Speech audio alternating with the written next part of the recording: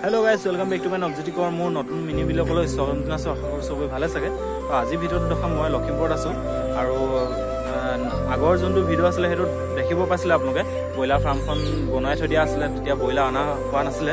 তো আজি ভিডিঅ'টো দেখাম বয়লাৰ ডাঙৰ হ'ল তাকে আজি কিমান বয়লাৰ আছে তাক দেখাম ভিডিঅ'টো।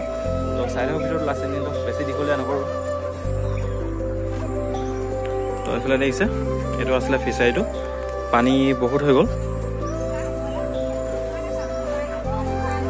তো এবাৰ এইফালে দেখিছে আপোনালোকে বয়লাৰ এইফালে যোনবিলাক ৰাখি থৈ দিয়া আছে এইবিলাক দানা হয়। দেখিছে কিমান ডাঙৰ ডাঙৰ হৈ আছে। ইয়াত যিমান বয়লাৰ আছে 3 কিলো ওপৰতে আছে প্ৰায় এটা এটা বয়লাৰ। দেখিছে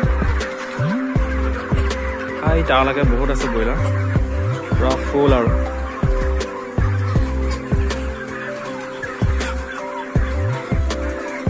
ডাঙৰো দেখিছে কিমান ডাঙৰ ডাঙৰ হৈ আছে বয়লাৰবিলাক আৰু এইফালে দানা দি আছে।